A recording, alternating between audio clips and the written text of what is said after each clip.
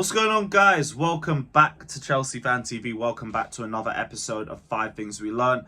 As you guys already know, this is a show where we go through all the major talking points of the last Chelsea game. This one being a 1-1 draw against Newcastle. No, don't X out the video. This isn't the video from the last game of the season.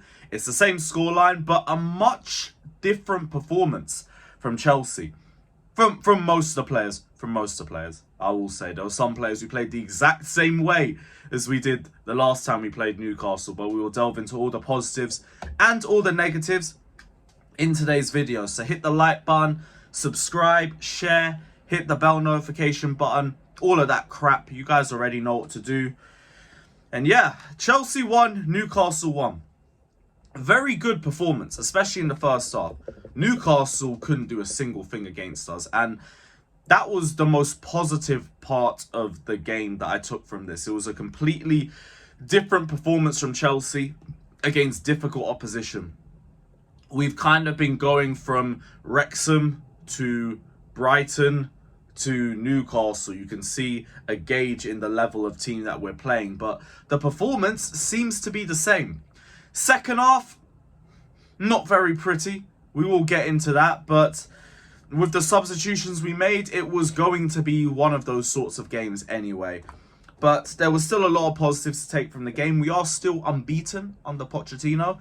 That was the first point I was going to bring up. Yes, the winning record is done, but that was always going to be broken after a while. Especially the unbeaten record. That's going to be broken too, but we still have that for now. Very solid defensively, bar the one mistake and the one lapse in concentration by Cucurella, Enzo and Cassidy, in my opinion. Like, yeah, Cucurella did have that moment where he didn't know whether to commit to charging for the guy with the ball or charging with the guy who was running out of possession. But Cassidy and Enzo still had a massive gap between the two players that I think Longstaff was able to just run through and then get the assist for Almiron for the goal. So yeah, it was just a little bit of a failure all round. 3 individuals kind of let themselves down in that game, but other than that, they all played pretty good. Enzo did struggle with the press a little bit, we won't lie, he did struggle with the press. Cassidy kept things simple for the most part. Cucurella, I thought, quietly had a good game. It's just not going to be looked at because of that one mistake.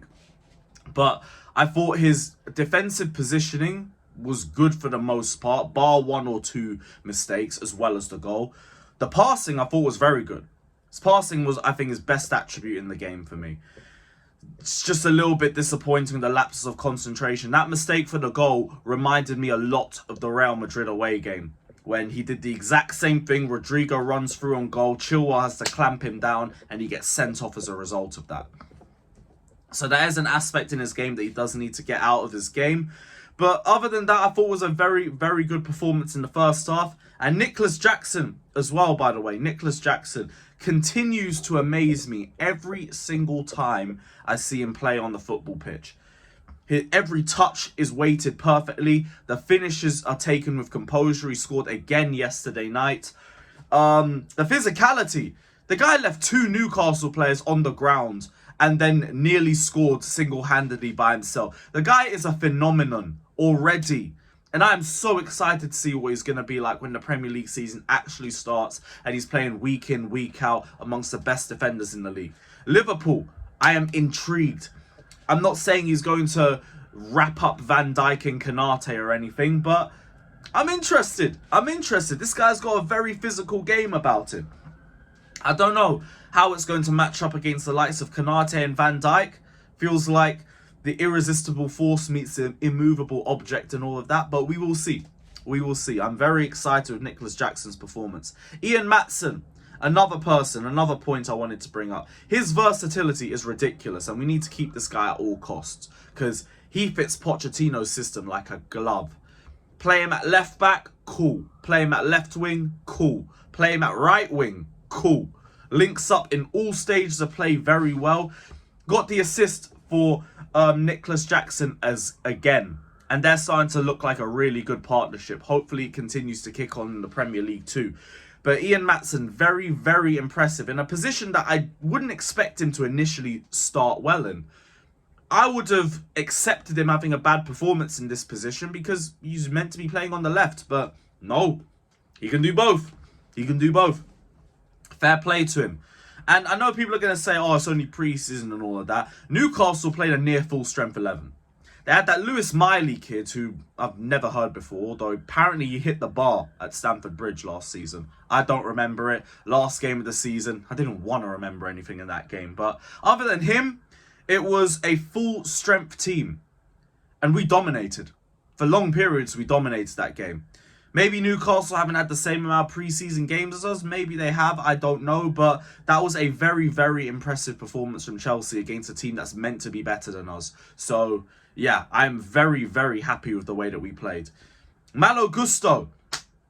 I want to talk about Malo Gusto because this guy is going to be such a revelation this season. And he's going to be such good depth for Reece James. James won't have to play more than 60 minutes a game with this guy on the bench. We can protect this guy for everything he's worth. Because Gusto comes in, locked up the whole right side.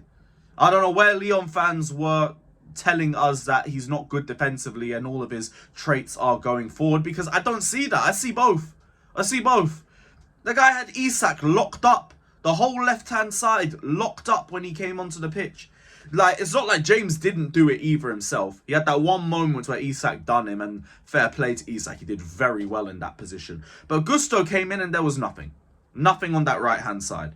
That is the perfect depth that we need for this position. I'm very excited to see Malo Gusto in the coming months and months of the season. Keep it up. Keep it up. Sadly, though, we have to end on a negative. We have to end on a negative. Sterling. I think I'm running out of patience with Sterling.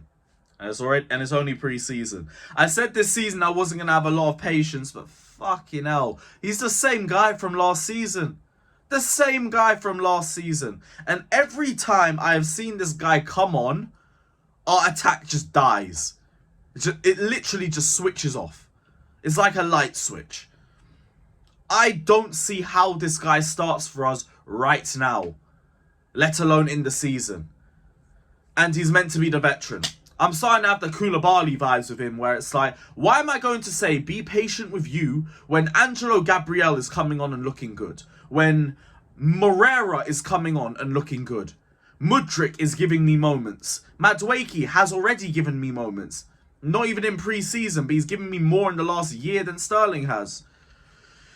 It's going to be a long season because he's going to demand a lot of game time. That's the whole reason why he joined Chelsea. But his performances don't justify it. Don't justify it at all.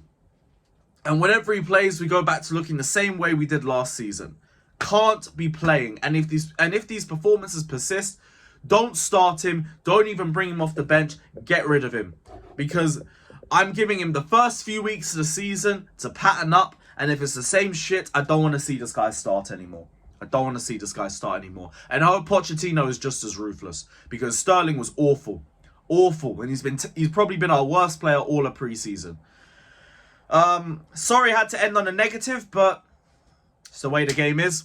But big up everybody that's locked in. Hit the like button, subscribe, all of that. Check out my personal channel, Carefree Lewis G. We will see you guys after, I think it's Chelsea v Fulham. Chelsea v Fulham. Last game in the Premier League Summer Series. I want the title. I want my shameless treble with the domestic cups. So get me my Summer Series. Big up to everybody that's locked in. Like, subscribe, and up the Chelsea.